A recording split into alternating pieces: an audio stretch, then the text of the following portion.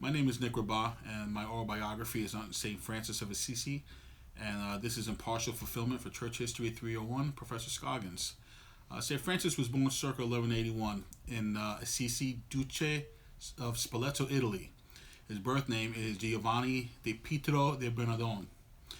He is also known as the patron saint of animals and nature, and also the patron saint of Italy. He had a great love for nature, and it was actually almost in almost the biographies that he was actually caught speaking and preaching to the animals. He founded the Order of Friars Minor as well as many other orders.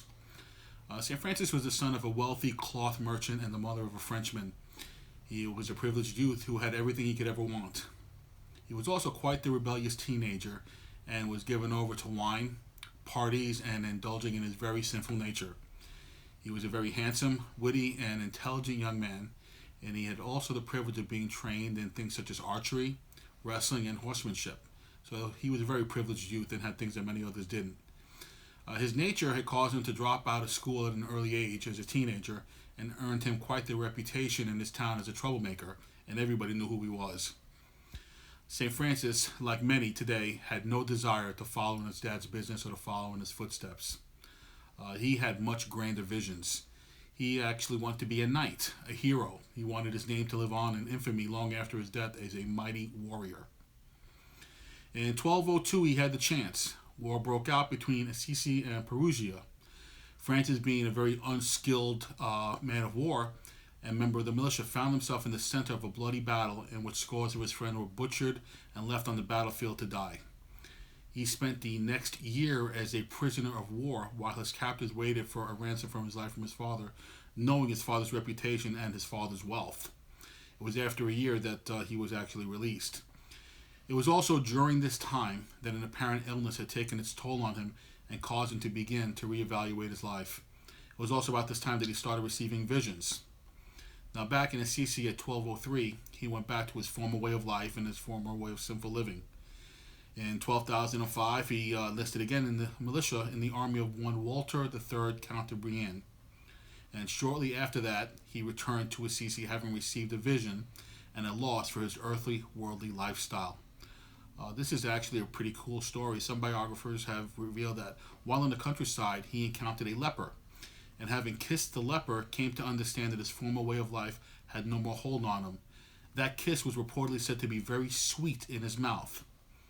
On a pilgrimage to Rome in 1205, he often found himself withdrawing and asking for spiritual enlightenment. It was in the country chapel of San Demanio, the icon of Jesus spoke to him and told him to rebuild the church because the church was falling into ruins. St. Francis went back to Assisi, loaded up his horse with as much cloth as he could sell for the church, and when that was not enough, then he sold his horse. Of course, this was unbeknown to his father.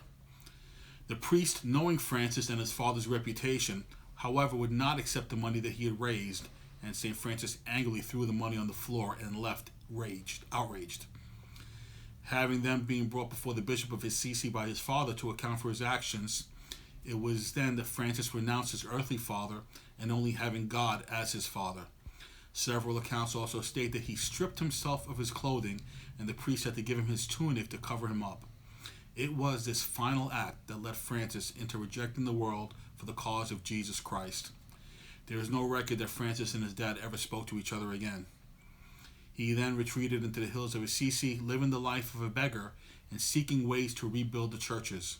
Francis's natural charisma and desire to live a lifestyle of poverty as a servant of God was in complete contrast to the priests and bishops of that day who loved the things of the world. He wanted the original message of the gospel to be the center of his teachings. He drew many followers, and he was preaching in as many as 5 villages a day the good news of Jesus Christ and the life of sacrifice. It is also recorded in 1224 that Francis was the first person to ever receive the stigmata or the marks of Christ upon his body. He continued his ministry to the lepers and the poor of Assisi right up until his death on October 3rd, 1226, at the ripe old age of 44. On July 16, 1228, he was canonized as a saint by Pope Gregory IX. Then in 2013, Cardinal Jorge Mario Bergoglio chose to honor St. Francis by changing his name to Pope Francis. Needless to say, the effects of St. Francis's ministry and legacy has touched the lost and hurting for centuries and continues to do so. Some of the greatest Christian quotes are attributed to him. Lord, make me an instrument of thy peace. Where there is hatred, let me sow love.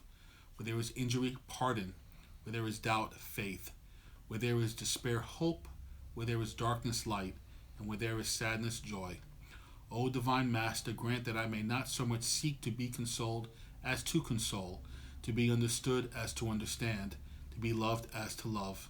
For it is in giving that we receive, it is in pardoning that we are pardoned, and it is in dying that we are born to eternal life.